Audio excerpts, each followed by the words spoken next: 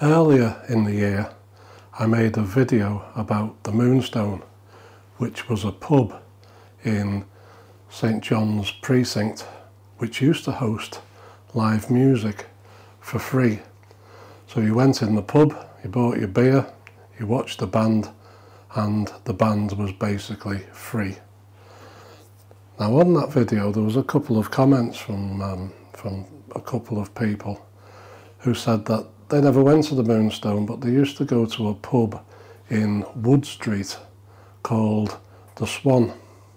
Now I remember a couple of acquaintances of mine used to go to the Swan pub back in the 1970s, and from what I can remember, it was a biker's pub. Used to attract the motorcycle fraternity, but it had a very good rock jukebox, if memory is correct, and apparently its jukebox is just as good today. So I'm going to take a walk up Wood Street.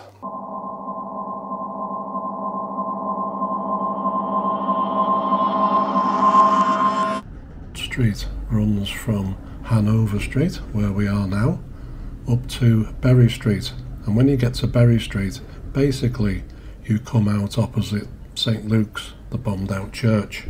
So let's take a walk up Wood Street, and I don't know a great deal about its history, couldn't really find out a great deal, but these would have been warehouses and places of work, and possibly some of them still are, but Wood Street basically is a leisure street. I would class it really as a bohemian type place, and just to prove my point, this is Liverpool's largest lap dancing bar called X in the City, and over 40 girls work here. They moved here in 2015 from Lime Street, when Lime Street started to be revamped into new shops and student accommodation built behind. So this used to be a nightclub called Fudge. Next door to X in the City used to be a very famous nightclub called the Crazy House, and that was here from the early 1990s. It was famous for playing indie rock music and catering for basically what's called the alternative scene. It was very popular with Liverpool students, and they used to call it the K, and that was here till 2018. These days it's the Electric Warehouse Club, and it still operates on 3 floors, playing different styles of music, indie, rock, and some old stuff for the 1980s lovers. Prior to all this night clubbing, this building used to be the offices for the Liverpool Mercury, which I think was Liverpool's first newspaper, and this drawing of it dates back to July 1811. Now in 1904, the Liverpool Mercury merged with the Daily Post, and I guess then with the Liverpool Echo.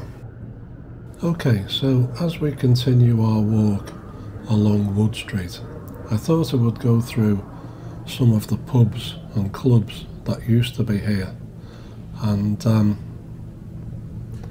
I think some of them are still missed by the people who used to frequent them back in the 1960s and 70s. So the first one I'm going to talk about is a nightclub which was called Flintlocks. Now I'm not quite sure where this club was, but I've definitely been. This then is a photograph of Flintlocks from the 1970s, I think, and it's got a black and white Tudor frontage.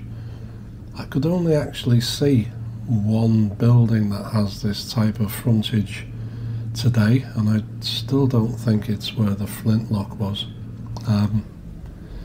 I think it's probably had a new front put on over the years.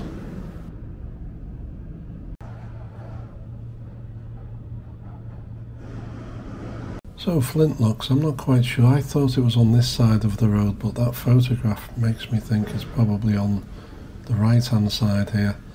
Anyway, there was a pub called Wilson's Bar, which seems to have been extremely popular. People talk about it as a rock pub with a rock jukebox, a little bit like the Swan. So this was along here, and this one also had a Tudor style frontage on it. Now I'm not quite sure if one of those was where that Woody's was. We've got another gentleman's club here. You get a lot of gentlemen in Wood Street. Not quite sure what that is, probably a strip club. And there's the Swan, which isn't quite open yet, having a bit of a lie-in, but this is what the Swan looked like back in the day. Now there is a story that the upstairs rooms in the Swan, back when this photograph was taken, was used as a brothel. I don't know if that's actually true, but I read it and thought I'd pass it on, just in case you'd like to know. And this is a more recent photograph of the Swan. This is what it would look like if it was open, and the guy in the doorway, I think, is the manager. Now, there was talk of pulling the Swan down at one time. It was going to be demolished, but someone found a preservation order, so it's been saved. Now, I would say Wood Street is a real mix of old Liverpool along with some new buildings, and they all fit together kind of quite well. And that's a new gallery cinema, which is obviously a new build. Now this building here, I think, once housed a club called Django's Riff. Django's Riff was named after a gypsy jazz guitarist called Django Reinhardt, and he was a big influence on a favourite guitarist of mine, Tony Iommi from Black Sabbath.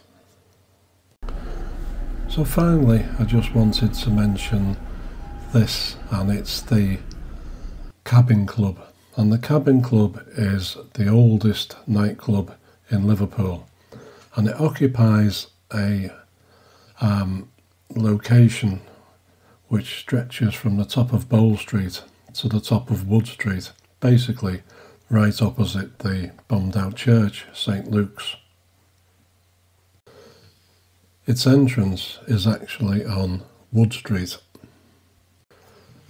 The Cabin Club is claimed to be the inspiration for the Beatles song Don't Bother Me, which was written by George Harrison while on tour with the band in 1963.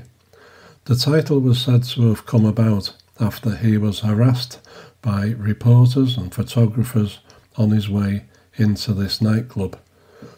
This nightclub was one of the last, in fact it probably was the last nightclub to have a lock-in, which means they locked the doors to the general public, and whoever was inside was basically locked in, and you could drink after hours. The Cabin Club closed somewhere around about 2015, and after lying empty for a few years, it reopened as Jimmy's, which is a wonderful laid-back bar offering great food, drink and music. Okay, so I think that's my walk up Wood Street completed. If you know anything more, it would be really nice to know. If you know any stories about the bars and clubs that were here, or indeed any of the other businesses which were here prior to that, it would be really nice to know. So leave a comment in the comment section below. I'm going to leave you with a couple of older photographs I found, and hope you've enjoyed the video. Thank you very much for watching, and we'll catch up soon.